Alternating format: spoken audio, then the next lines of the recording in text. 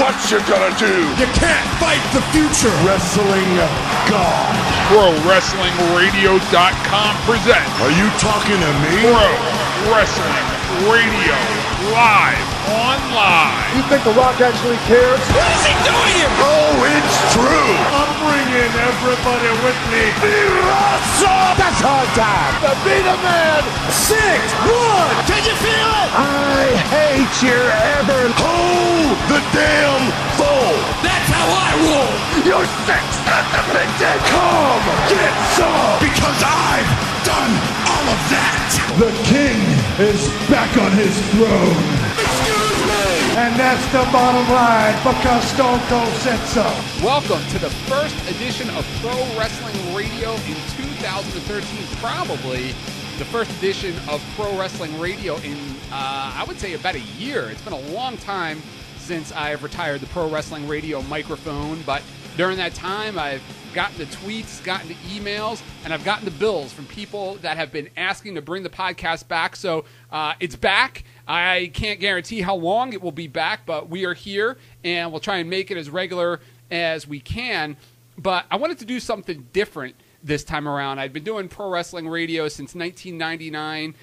For the most part, been doing it by myself after, I would say, about the mid-1999 from 2000 on.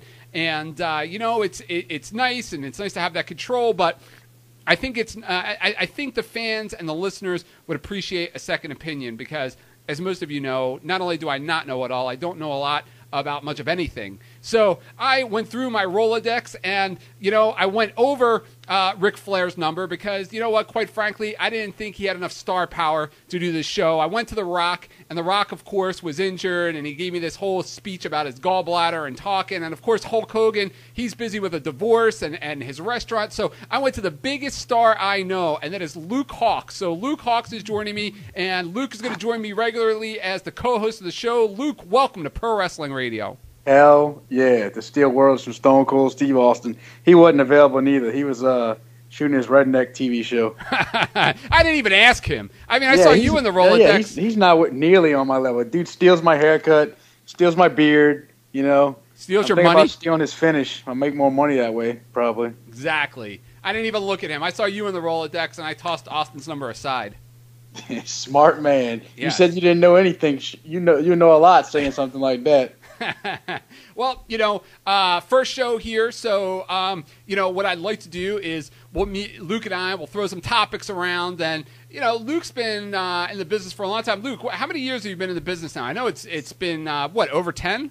Oh, yeah, I'm going on my 14th year. This will be my 14th year. Yeah, so Luke's 14 years in the business. I don't do much anymore, but I had over 10, so I thought, it'd be cool every once in a while to kind of throw some stories. You've had more than me. Well, I don't know, but you're the star. I don't know. You've closed more promotions than I have. I definitely did that. You got me there. Yeah, I'm beating you on that one for sure. All right, so let's get into it. I thought, what would be fun is over the last couple of weeks, I've been putting up some old WrestleDraft shows on ProWrestlingRadio.com. That's where I used to open up the phone lines for callers. They'd call in and they'd pick their favorite wrestler. Some of them were just absolutely ridiculous. But you know what? I'm a nice guy. I let them make their pick. So it is the NFL draft is coming up. I know, Luke, you're a huge NFL fan like I am. And, I'm not going to sit here and go through an entire WrestleDraft with you. But let's just take a look at the first and maybe the second pick there. Let's say, you've inherited one of these promotions that you've closed down. And you have an unlimited amount of you have an unlimited amount of money, and everybody's a free agent, and you can pick one guy. You got the first pick of anybody in the business to build your promotion around. Now, of course, you're not eligible because you own the company, so you can't go out and draft yourself because you're already there. So let's take this as maybe a number 2 pick. Who would be your first pick if you could do something like that? Oh man, that's a hard choice because there's so many guys out there. You got the CM Punks, you got the Dolph Zigglers. God, they got of course, guys like The Rock and those. I wouldn't be one of those guys, but I mean, to build a company around like a multi-million-dollar company, I think Punk's a good choice. Just for the fact of the stuff he's done so far. Oh, come on, Punk. Yeah, I really like Punk, man. I've been a fan of his stuff for a long time, and I think, he doesn't have the body, but tell me a guy right there in WWE right now you think is the company headliner. I'm sorry. I guess de facto would be Cena, just because the merchandise numbers that he pulls in. I mean, you'd make a mint on the merchandise alone that he sells. Yeah, I mean, Cena's Cena, but right. If I was looking to expand and start a new company, I wouldn't. I would go a different route. I would. You need guys like Cena, but Cena wouldn't be my guy. It's as stupid as that may sound. It's just, I'd rather a guy. I think Punk's more versatile than Cena is. A lot more versatile. I think you can do more with a guy like Punk. I think Cena's a one-trick pony. No offense to the guy. He's a hard worker. I think he's a great athlete, and I think he's big money. But as far as running a company, I think Punk would probably be my first choice. But then you got to look at there's guys like Ziggler. Ziggler's a smaller guy, but works his ass off. And then there's up-and-comers. They got, the one thing I like about WWE is right now is that they're building up a ton of up-and-comers. Yeah. And I say up-and-comers. These guys have been on the scene for a long time. You take a guy like Fandango, who's this overnight sensation. Hopefully it lasts. I like Johnny Curtis is a good wrestler. He's been around a long time. He's probably been in developmental for, 4 or 5 years now. Yeah. I don't know if that's exact, but, he's been on the developmental for, several years. So, this guy has been, paying his dues there, and he finally caught a break. And, I'm glad to see a guy like that catch a break. Yeah. Yeah. Now, with Punk, though, I'm going to play devil's advocate a little bit here with Punk, because I get into this a lot with fans on Twitter and readers of the Camel Clutch blog. I respect where he's come from, and I respect what he's done, but I'm just not a fan. And we'll get into that a little bit later, because I want to ask you about some of the biggest douchebags you've ran into on the independent wrestling scene. Not that I'm calling him a douchebag, I'm just throwing it out there. But the thing about him is, I look at the ratings, the quarter-hour ratings when he's on. I look at the buy rates, and for whatever reason, he doesn't connect. You had Raw this week, and yes, The Undertaker was on, and it's a big deal, but viewership was up, and you had all these Punk fans, and there's a lot of them out there. They're the hardcore fans out there that said WWE's done without him. WWE can't survive without him. What is it?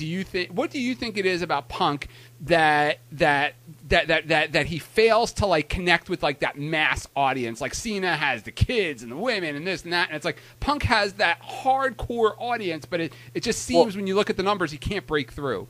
Cena's clean cut. That's a thing right there. You take a guy with tattoos, and it's funny because I was just talking about this in regular life with a meeting. I have a weekly lunch meeting with some successful young business owners in Louisiana, and once a week we get together, and we got together this morning, and one of the guys runs a very, very successful couple food companies here, Pinkberry, Felipe's, Taqueria, a lot of, a couple businesses that are big locally in New Orleans that have multiple locations. And he said one of his workers went to apply for managementship at a place called Jimmy John's, which is a sandwich shop, and he has a tattoo on his arm. So Jimmy John's wanted to hire this guy to be a general manager, pay him a good amount of money, but they wanted him to have the tattoo removed off his arm. Nothing offensive. Mm-hmm. They wanted him to have the tattoo removed off his arm, and they were going to pay for the removal of the tattoo. Wow. Now, here we are in 2013, and like I said, it wasn't an offensive tattoo at all, just a tattoo, And they wouldn't hire this guy because of his tattoo. They were going to hire him, and they wanted to pay for his removal of his tattoo. But I think that certain things, I know I have tattoos, and it hurts me in certain ways, in certain elements. And I don't think it should because, unless you got, F the world on your knuckles or on your face. Right. Something ridiculous. I think still the normal world market isn't acceptable to certain things in life and still kind of standoffish. So you see a guy with tattoos, you kind of think thuggish, where you see a guy like John Cena, he's very muscular, he's very clean cut, he looks friendly, he can look mean, but he also looks friendly. Girls like that. Some girls are attracted to bad boys, which CM Punk has that bad boy appeal. Mm-hmm. He doesn't look like the athlete. You know, he's tattooed up. He kind of looks like, you know, like I guess it was it Kevin Nash who said, you know, he looks like he could be working at Waffle House or something? Yeah, he called him a short order cook. Yeah. So, I mean, Punk has that look. So when you go off base looks alone, you know, John Cena's going to sell tickets 10 times, you know, out of 10 compared to Punk, because I do the same thing with independent wrestling. You look at all these independent wrestling posters. Go on Facebook, go on Twitter, go on any website, and you see these posters for these crappy independent shows, and some guy in some T-shirt, it's this guy, he's 400 pounds. Or, it's the worst. Yeah, it's terrible. Yeah. And then, not to put over my company, but you see a poster like Wildcat, and it's good-looking, in shape, jacked up, clean-cut looking guys. You know? Yeah. Which one is going to sell tickets? Yeah. The one that looks like athletes, or the one that looks like a couple kids going to play on the trampoline in the backyard? Yeah. I mean, you and I mean, we both have the same mindset when it comes to this stuff. At least that's what it sounds like. It's, right. You know, when you pay money to go to a wrestling show, you know, you don't want to see guys in the ring that either look like you could kick their ass, or B, you know, you want to see guys that look like stars. You want to pay for guys that look like stars, and you don't have to be all, you know, all ripped to shreds like Cena, but you gotta just look like a star and carry yourself like a star. And you're exactly right. And I see these all the time, you know, on Facebook and Twitter, and I get all these press releases for Camel Clutch of these independent shows. And you know, I would never insult anybody, because, you know, everybody should have everybody should have an opportunity to live their dream. But, you know, there was one thing that I remember hearing about, you know, when I used to work the indies often, and it was in I guess it was like the early part of 2000, was, you know, a lot of veterans used to say, you know, they used to look at some of these guys coming through the indies, and, you know, they just didn't look like stars. They didn't go to the gym. They didn't buy gear. They looked like they didn't really, you know, put the time in. They just, you know, wanted to come out to the music and call themselves a wrestler. Right. And it's like, you know, it's almost disrespectful to the business if you're gonna try and make a go at this thing, and you're not gonna lift the weight. You're not gonna buy a gimmick. I mean, even if your gimmick is wearing jeans, but have some kind of gimmick. And I think now it's like there's an epidemic of it more than ever when I see all these posters and it is. And honestly, man, it makes me sick. And I'd be lying if I told you I didn't start out that way. Yeah. I started out with some trash bags in Louisiana. Mm-hmm. You know, I was wearing the T-shirt, wearing the jeans, and, you know, the Hardy Boys were really cool and just got really popular back then. So they had, you know, everybody had the tight shirts, and, you know, so like that kind of fell into a fad that got overdone. Right. And, you know, but you have to learn. You have to learn. But somebody has to take these guys under their wing and say, look, this looks good. This doesn't look good. This is professional. This one's not. You need to make a choice. Do you want to be a professional? Do you want – I mean, but at the same time, these kids don't want to train, man. I see it all the time. I get hit up 24/7 about, can we get booked on Wildcat? I say, hey, come to this training seminar. Or I say, hey, come to the school and train with us one day. Let me see what you got. You think they come? Nope. Hell no. They got every excuse in the book not to come train. But if you booked them on a show, I guarantee you they'd be there. Yeah. And it's a shame, man. It's really sad with these independent promotions. And wrestling's a really simple formula. You put on a good show with good guys, you're going to do well. Mm-hmm. And if you don't, you're not going to do well. So it's just, bottom line, it's cut and paste. You know, it's simple. But yet people still don't get it, and people still run these shows, and they do it to, just like you said, just to call themselves a wrestler and come out to their music. Yeah. Yep. You know, and I definitely want to talk about more about this, whether it's today or another time, because I think we could talk a whole hour on that in itself, especially with you being out there now and doing it and being a part of it. But yeah, you know, you're right, and I hold no, you know, and I hold no ill will or I, you know, I totally get the guys that are just starting, because everybody, whether, you know, they're Hulk Hogan or Steve Austin or CM Punk, you know, I mean, CM Punk used to wear basketball shorts and he was a skinny kid, you know, on the indies. It's just, it's all about putting that work in, and you could eventually see it, like yourself and Punk and all these other guys. But then you have the guys that have been on the indies for 7 years, and they're just as out of shape as they were since the first time I met them. So I agree. Yeah.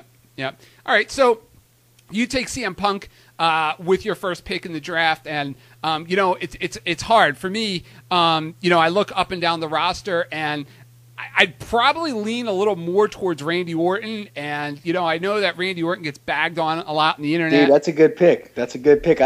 He slipped my mind, honestly. Yeah, Orton's a really good pick. Yeah, and I think that's a part of it is that, Orton's been kind of marginalized these last couple of years, that people don't think of him, when they think of a top guy, they think of a CM Punk before they do an Orton. But, what I've always found interesting about Orton the last couple of years, I was never a fan, couldn't stand him, but I really came around the last couple of years, and I'd like to get your take on it, especially actually as somebody in the ring, is it seems like ever since they've kind of demoted Orton, that it's almost lit a fire under his ass, and it seems like he works harder. I mean, he has all of these kick-ass matches with Ziggler. He had those killer matches with Christian. Had some good matches with Alberto Del Rio. Had some good matches with Punk. And I just think that that Orton has that star power and that star appeal, and on top of everything else, just like Punk, he can go in the ring. Orton definitely has that. I'm a big fan of Orton. I can't believe I even let him slip my mind. But like you said, he kind of falls back to those guys nowadays because Orton's not talked about. But Orton's very over. For instance, last time I did some shows with WWE about a month or so ago, Orton, the guy just as big as pop as anybody, and all he had to do was walk out the curtain. Once that music hits, he does his little pose. I mean, Orton's a star. He's a huge star. He's a draw. He's a guy they need to do more with. Yeah. I think Orton can do a little more as far as the what aspect that I'm looking at. I'm looking at more of the. I don't want to say draw. Draw's the wrong word. I'm looking at presence. Yes. Not working out wise. He looks great. Looks like $1 million. I think he needs something to be a little more flamboyant, I guess, in the ring, like towards coming out the ring. Yeah. If you might agree with me, you might disagree. I don't know. I think like he needs to have a little more energy. I would think. But as far as ring work goes, looks, talking, everything, he's a number one guy for sure. Interesting. And yeah, and people listening to this show, if you want to leave your pick, we'll have this up on the website. You leave a comment, you can tweet at us. But a real interesting topic, and here we are. I didn't think we'd have enough material to go for an hour, and we're already almost 20 minutes in, and we've only gotten past topic one. So we got a lot more to get to. The Rock, The Rock, he came out of WrestleMania with this horrific injury.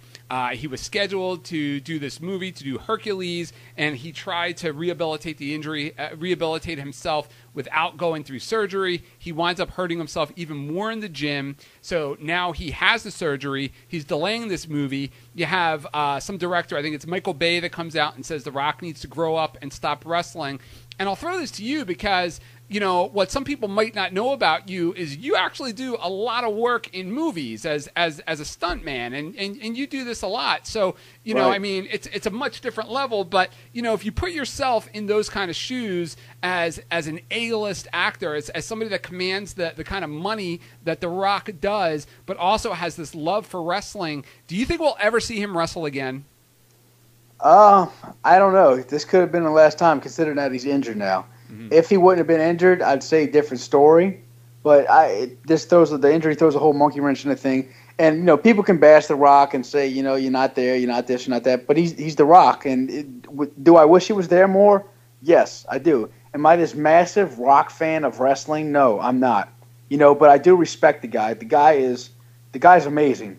Yeah. You can say what you want about his ring work, say what you want about him missing days, like I said. But he's amazing. He's The Rock. He puts asses in the seats, bottom line. And the main goal of a wrestling show is to put an ass every 18 inches. Okay. It's not to go out there and have a 45-minute Iron Man match that, the smart marks are going to say, hey, this could be main event Ring of Honor. No, that's not what the point of WWE is. The point of WWE is to make money and entertain. So, if it don't make dollars, it don't make sense. And I think The Rock, it was cool for The Rock to come back. He might. It's a rough business, and I'll tell you, he makes a lot more money with the movies than he does wrestling. I'll guarantee you that. Yeah. And I know I do. I love wrestling. But the thing is, here it is. If I was offered a $1 million movie contract or a $100,000 wrestling contract, I'm an idiot. I'm going to take the $100,000 wrestling contract. That's just because that's where my heart is. Yeah. you know. But like I said, I'm also an idiot. So, but you know, like I respect the guy a lot for coming back and, you know, and doing what he did. Did he need the championship? Probably not. But you know, that's a whole nother boat. But I'm just glad The Rock came back, and like I said, I don't know. Maybe this might be his last appearance. You never know. It's hard to say with an injury, and you know, he's gonna have movies lined up. The guy is the #1 action star in Hollywood right now, so kudos to him. Yeah, you know, and let me throw this to you as well. You know, as being a wrestler, you know, you hear all those rumors that come out when The Rock comes back, well, at least the last 2 years when he comes back, about some of the boys in the back being upset that he's taking somebody's spot in the main event. And, you know, I've always looked at wrestling as a business. I mean, even when I worked in it as a commentator, you know, I got my money and I went home. I didn't go out and party, and that wasn't what it was about.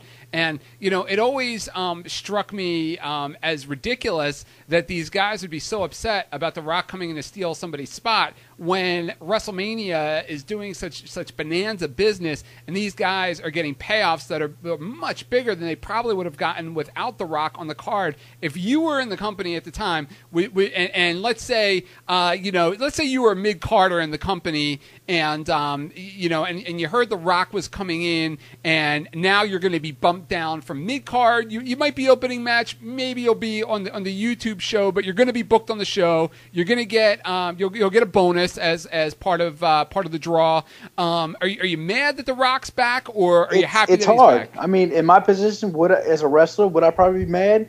Yeah. As a businessman, no. As a wrestler, yeah. I mean, you think about it. You put in all this hard work. You're there every day. You take a guy like Tyson Kidd, for example. I mean, Tyson's out right now, but Tyson's a workhorse. Does he get any, you know, or Zack Ryder? Look at Zack Ryder. I love Zack Ryder, man. He's a king of self-promotion. Yeah. You know, he promotes. He's a big draw. People, you know, I'm saying draws as far as merchandise, kids, etc. And do you ever see him on anything? No. You know, so I mean, does it hurt? Yeah. Why wasn't Zack Ryder on WrestleMania? Would I be offended if I'm there at this company busting my ass to make money and you know and make a name wrestling? Because the key there is to make yourself the biggest star you can, because you might not always be there. So when you get released, you need to be the biggest star possible. There's only 1 in a million Rocks. I mean, think about how many guys get released, and what do they do once they're released? Yeah. You know, some work the indie scene, some kill themselves, some some sell cars, but it's hard to make that transition from being a superstar to going back to a normal life. Yeah. So your time there, you need to have the best time there that you can possibly have. You know, and make the most money, and make the most name for yourself. That way you can branch off into other things. And people, you know, the outsiders don't get that. They think a guy's just griping. It's hard, man. That's like you, Eric, selling cars, and you know, they bring in some new guy, and you're supposed to get a raise, and they bring in some new guy that's supposed to be, you know, you're up for manager, but they bring in some new guy from another company, but you've been at that company 5 years, and you sell more cars than anybody. Yeah. Why didn't you get the manager part? Well, this guy came from this company, and he'll probably be able to sell more cars because, you know, he ran this business over here. It's BS. You earned it. Why wouldn't you get it? Yeah, I mean, you can see you definitely see both arguments, and then you can look at the other argument where it's like, okay, here's this new manager coming to take over the lot. He's going to increase business by 5,000%. So yeah, you know, I'm not the manager anymore. I'm not going to make the same percentage of commission on the cars, but instead of making, I don't know, let's say 5% commission on selling 10 cars this month, I'm going to make 2.5% on selling 500 cars this month. So I can see both arguments. Right. And then the next thing is I think, honestly, do I believe The Rock and Cena should have wrestled? No. You know, especially the more I think about it in this conversation, Rock should have been building up another superstar. Mm-hmm. You know, did Cena need the rub? No, he didn't. Yeah, he was getting his win back from last year. But think about it. How much better would it be to be making a new superstar? If he was making, you know, it's too early to say like a Seth Rollins or one of those guys, but somebody that's been with the company for a while, like give me a good example of somebody. Well, I mean, CM Punk would have been a perfect if he put over CM Punk at WrestleMania. I mean, there's your perfect example right there of a guy that could have used that little nudge to maybe break through. Right, exactly. That's a really good example. Yeah. I thought of Punk, but I was like, well, he's already a main event guy. I was thinking of somebody else. Yeah. Maybe like a Dolph. Yeah. A Punk or a Dolph, or just, Dolph's always praised for his ring work, but, you got to elevate these guys and have them in there with these older guys. That's what they did. That's why they put Rock with Hogan, et cetera. They always had those matches. Who else did they have? Who were some guys? Like Hogan Warrior. You had Hogan passing the torch to Warrior. Like you said, exactly. Rock and Hogan. Austin and Rock, passing the torch. Austin and Rock, yeah. But those guys, Austin and Rock, they were there at the same time. Yeah. You can say, I know exactly what you're talking about, but I'm kind of drawing a blank. But I know exactly what you're talking about. Right. It takes those guys to come in and put those guys over to make them, hey, this guy's good. Think about the general public that goes, oh my God, Dolph Ziggler just beat The Rock at WrestleMania. Yeah. That's huge. Yep, absolutely. Totally this guy's the man. This guy must be the man. Yeah, totally agree with you. Speaking of WrestleMania, I don't know if you have any closing thoughts on WrestleMania 29. I mean, we're doing this podcast now. WrestleMania 29 is about 2.5 weeks, 3 weeks old already. So it's old news, but it's still WrestleMania. I mean, football fans are still talking about the Super Bowl, and that was in February. I don't know. For me, I thought that there was way more star power than there ever was. I thought Punk and Undertaker was great. I really enjoyed that. Hunter and Brock, I thought they really worked hard, but something just wasn't connecting. I think maybe the fans were just, the fans were coming down off of Punk and Undertaker. I think the match placement there really hurt Hunter and Brock because I think they worked really hard, but it just wasn't doing it for me.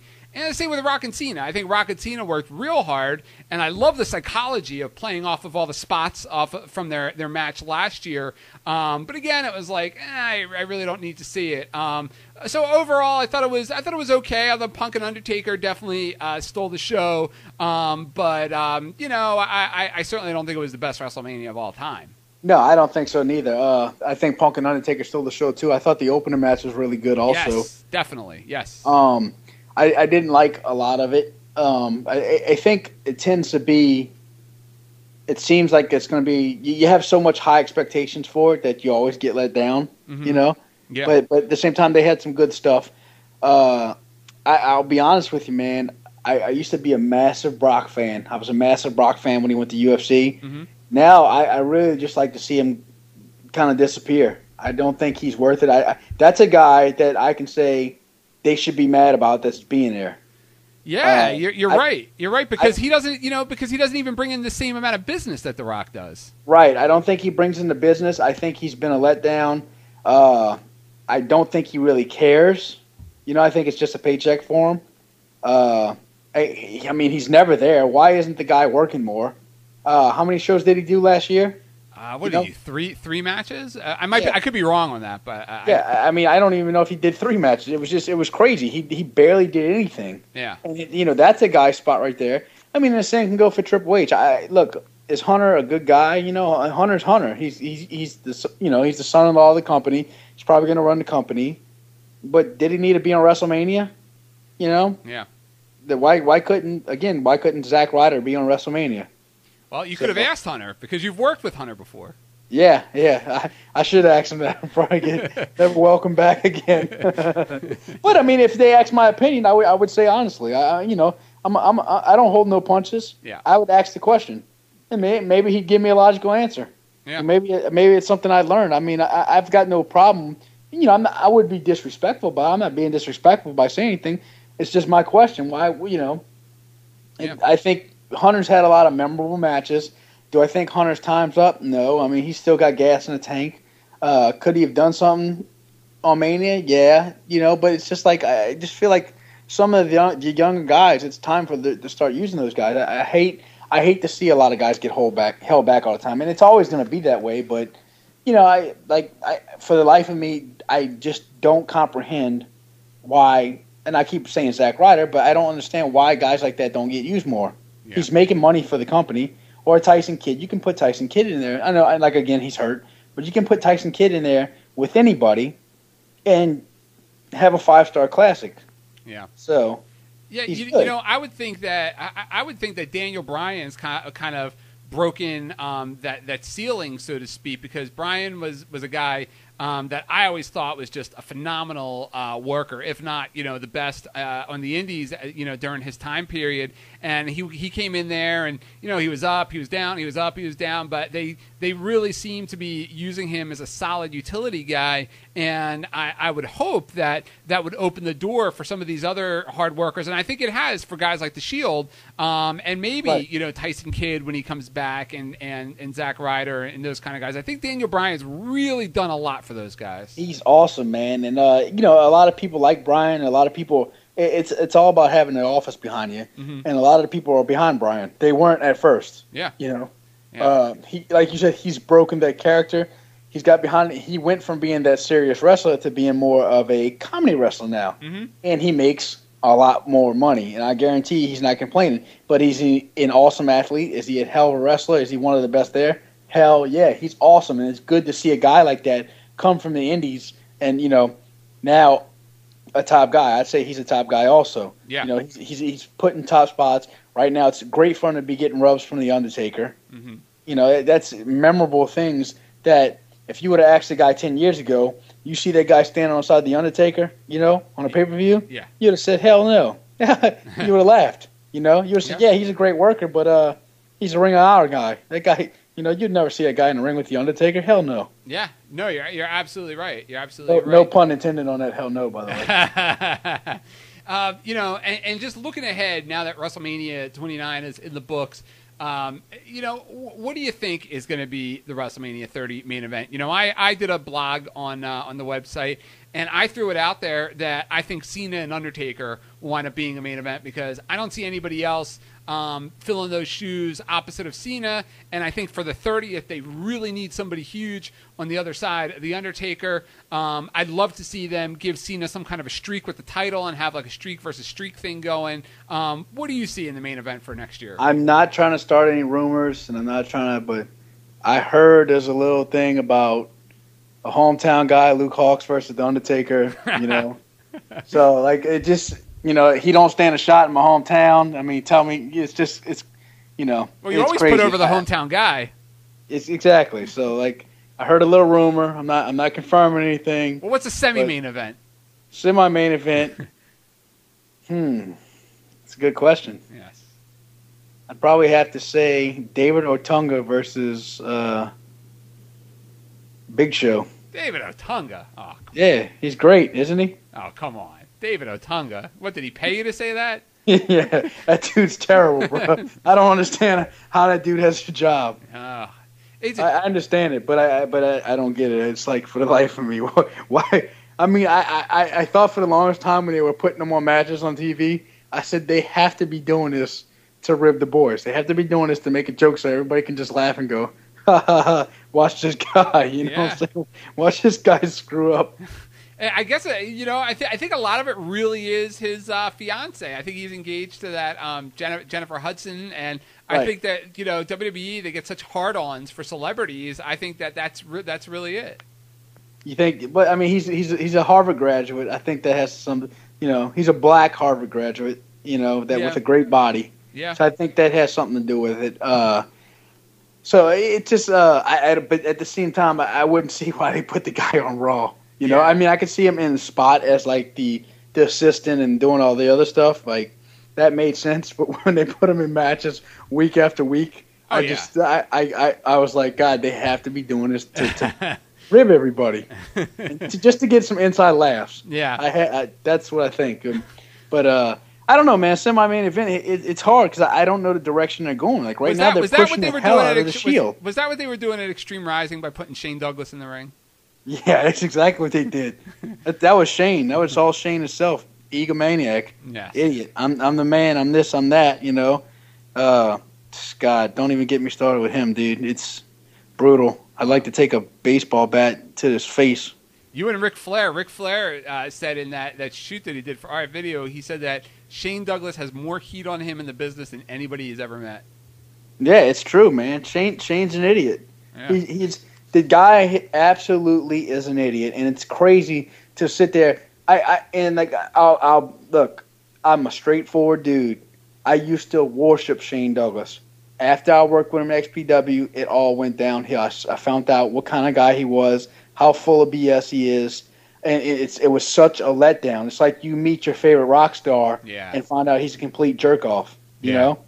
Yeah, no, totally. So, was there ever, I don't want to go too far off the subject here, but speaking of Shane Douglas, was there ever any talk like in Extreme Rising of putting you guys against each other, because you'd been calling him out for well over a year, 2 years, and you cut promos on him all the time. There was, and I said I didn't want to do it. Okay. I said they wanted to do it, and Shane didn't want to wrestle anymore after the first show. Gee, go figure. Right. Until he got to Pittsburgh, he said he had to wrestle in Pittsburgh because he's the big draw and it's his hometown. But they wanted to do me and Shane, and after I seen Shane, I was like, I was just gonna beat the piss out of Shane. Yeah. And then I thought, this guy's so stupid. It'd be like beating up a special needs kid. Yeah. Like what? It wouldn't make me feel any better. It wouldn't make me feel any better because he still wouldn't know. Not that you beat up a special needs kid for any problems. I'm saying like it would be like picking on somebody. Yeah. That's, you get the gist of what I'm saying. Yeah, like being a bully, like bullying. Yeah, it'd be like being a bully. But the guy's honestly an idiot. He pisses everybody off. Does he need to get his ass kicked? He needs to get his ass kicked. And like the more I was around him, the more pissed off I would get, the more I wanted to beat him up. And I called him out several times. And like, I mean, for one, just to show you an instance, one time New Jack had to hold me back and calm me down. There's a guy that likes to see people fight, so for him to hold you back, that says something. Right, and then New Jack, like last time I talked to New Jack, he was apologizing to me. Man, I'm sorry I did that. I should have let you whoop his ass. Now I want to whoop his ass. Blah blah blah. And I was like, yeah. It just goes to show you. I mean, Shane. It's crazy to see a guy who's been around the business so long and had a job for so long now not have anything. And have no clue about the wrestling world. Honestly, have no clue about indie shows, what's going on, what's hot, what's not. He still believes it's 1995. Yeah, especially for a guy who's going to be a doctor. Yeah. Is that what he was going to be?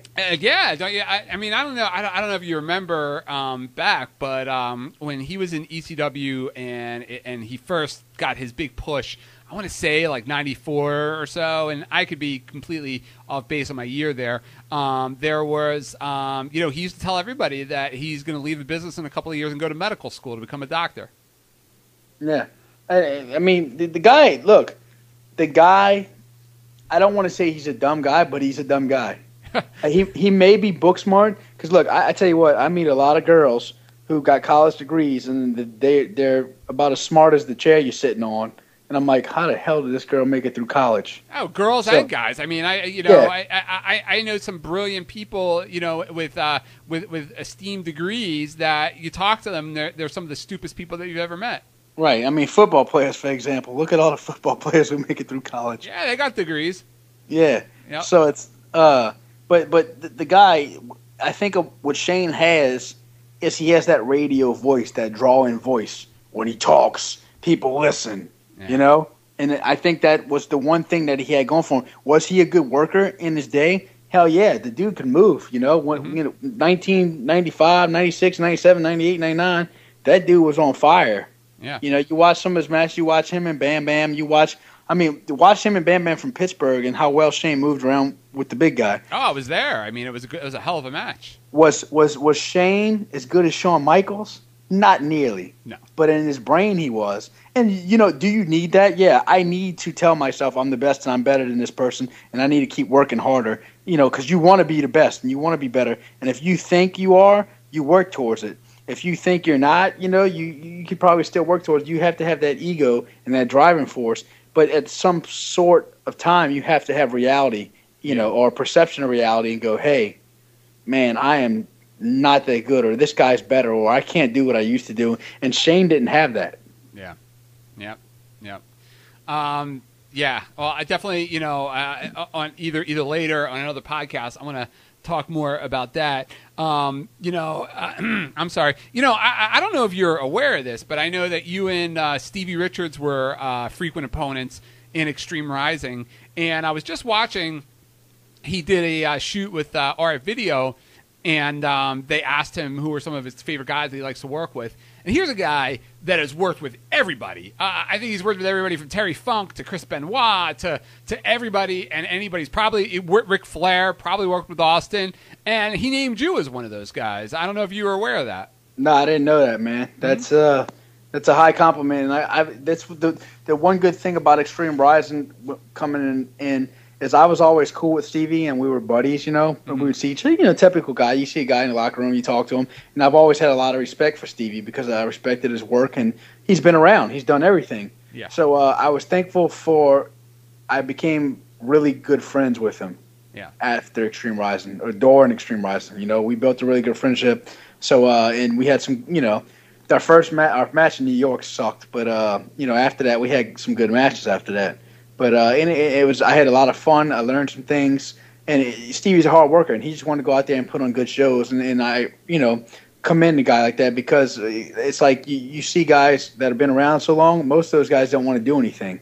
Yeah. Stevie wanted to go out there, and he wanted to put on the best show he possibly could. And I had a lot of fun with him. Like I said, I respect Stevie, man. I respect it a lot, just like I do Jerry Lynn and Tommy Dreamer. And Jerry Lynn just had a retirement show, and I said on Mike Johnson's radio show, it was the highest honor of my career for Jerry Lynn to call me and say, look, I will not have my show without you. Wow. He told that is me an that. honor. That's a major honor. Jerry Lynn has wrestled everybody, been everywhere. And here you think Jerry Lynn, you think RVD, right? Yeah, that's what absolutely. you think. Because that's what everybody says, oh, his ECW match, him and RVD, RVD wasn't even on the show. Wow. Out of all the guys, Jerry Lynn's been around, he chose me to give me a spot on his retirement show. Yeah. And just such a nice guy, too. I mean, I just remember him from the ECW days. I mean, just always such a super cool guy. Yeah, exactly. Dude, awesome. Awesome guy. So, I mean, hats off to him. Massive respect for Jerry Lynn, Stevie Richards, Tommy Dreamer, those guys. A lot of respect to him, man. And I can't thank those guys enough because, they helped mold me. Wow. That's high praise right there. Back to some of the current topics. Ryback is a heel now, and he's going into Extreme Rules. And, I have kind of a mixed reaction on it in that I think the turn was a great idea, and you could kind of see it coming for a while. Just the way that he stared down Cena in the Royal Rumble, and some of the way they did finishes in his matches. You could tell they'd kind of been planning it for a while.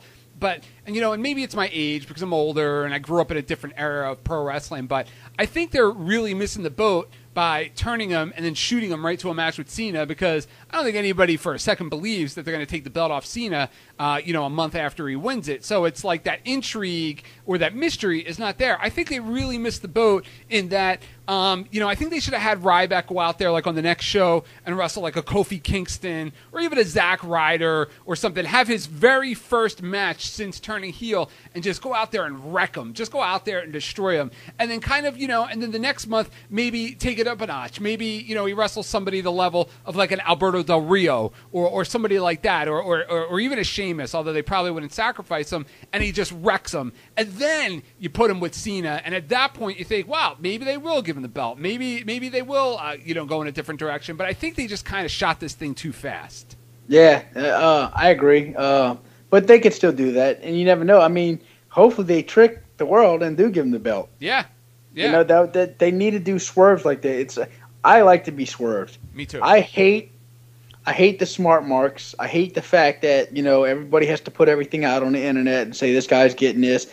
I like to be surprised. Yeah. I don't know about you, but I miss the days of being surprised in wrestling. Oh, me too. I hate knowing somebody's going to show up. I hate the fact that, when Chris Jericho's coming back and it's supposed to be a secret, somebody has to snap a picture of him at an airport and say, we just seen Chris Jericho landing for Raw. Right.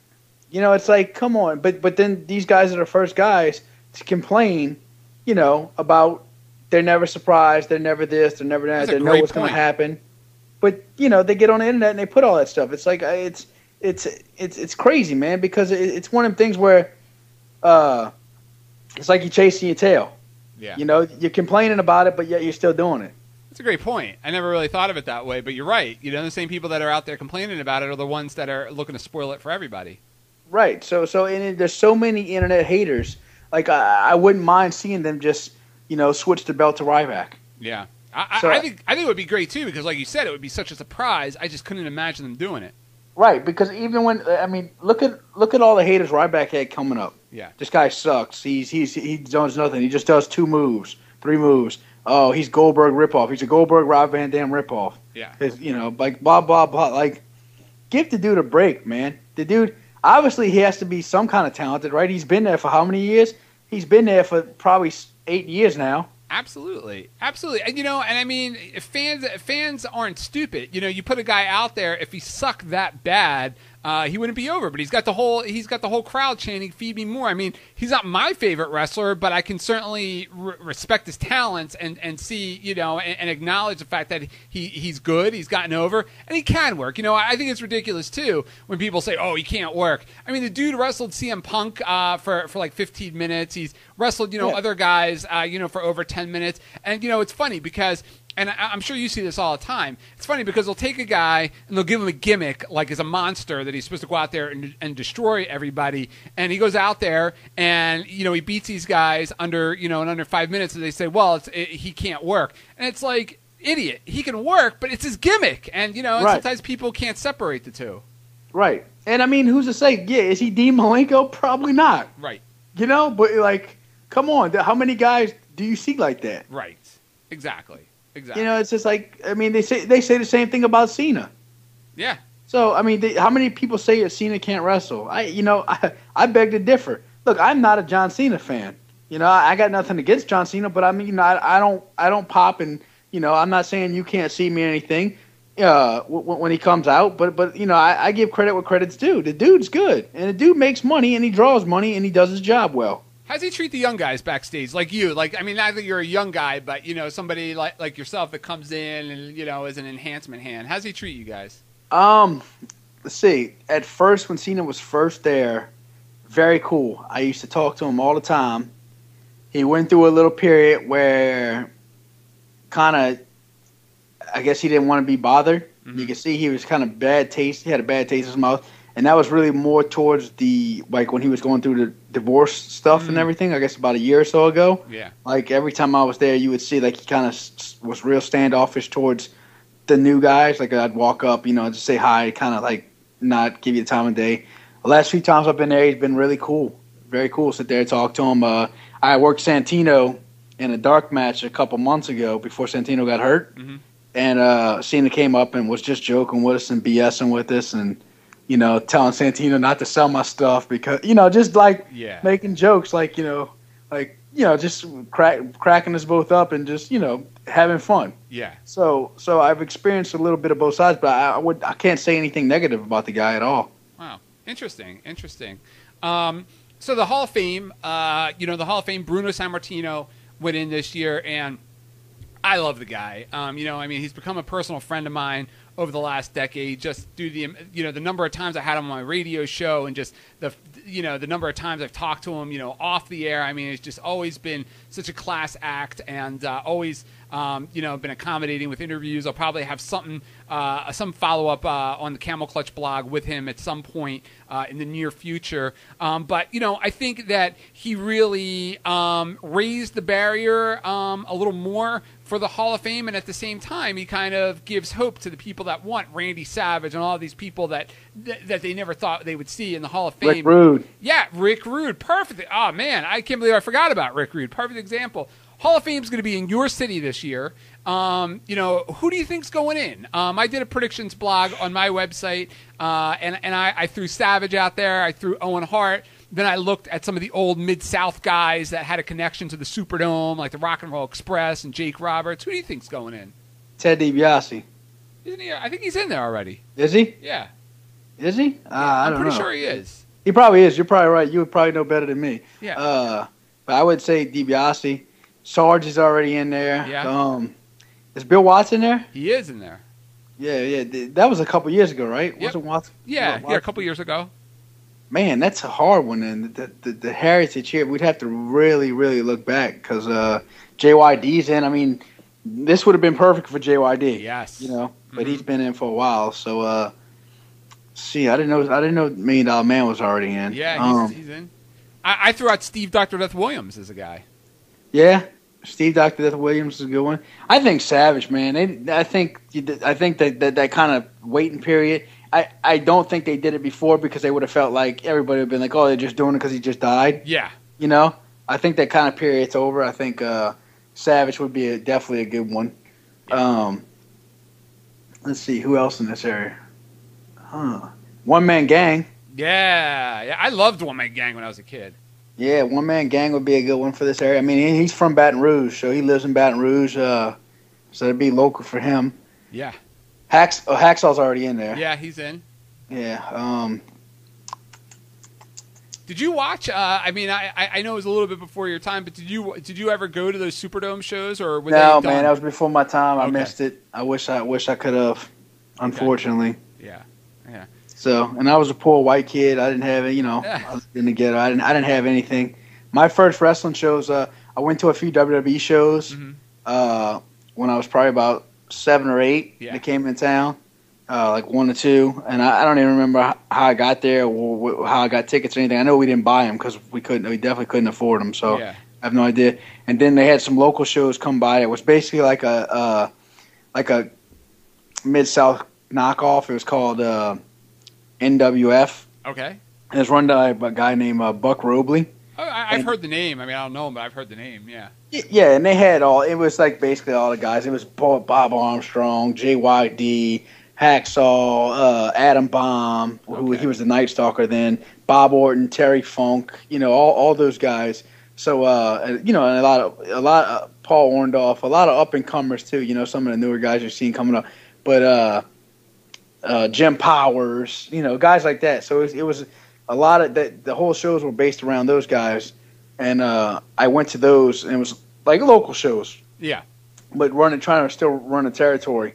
And that was like my really first taste in some real wrestling that it was like I always wanted to be a wrestler, but man, like it just fascinated me at those shows. There was nothing better, like that was my heaven right there. I didn't want to go home. I just wanted to be there. I wanted the next one. It's everything I wanted to do had to be a part of those shows. Yeah. And it was on some local TV here. So, and I was on the TV because I could see myself sitting in a chair, and I was like, look, there I am sitting in a chair right there, So that was like really the highlight for me, man. Like, that made me just, I mean, God, like, I just remember being at those shows, and there was nothing more I wanted to do was be a part of those shows. Yeah. Actually, as a matter of fact, Terry Funk was, I think I told you the story. I might have not, but you'll get a laugh if I didn't. Terry Funk was the first wrestler I ever met, and he was, at the time, he was doing Tuxedo Terry there. Okay. And he was a color commentary. Yes. And he got jumped. Like, I talked to Terry Funk for 2 days in a row, talked to him for hours, just the nicest guy. Yep. Okay? So I talked to him. He gets jumped in the middle of a broadcast by like Bob Orton, the Night Stalker, who else? A few bad guys, a few other bad guys. They had this really big guy. I don't remember his name, but and they were beating the piss out of Terry Funk. They busted him open. So I freaked out. I got up out my seat, and I knew where the locker room was. So I ran straight to the back, ran through the curtain, ran through the locker room. And I was like, y'all gotta help. They're jumping Terry Funk. So I'm freaking out and screaming.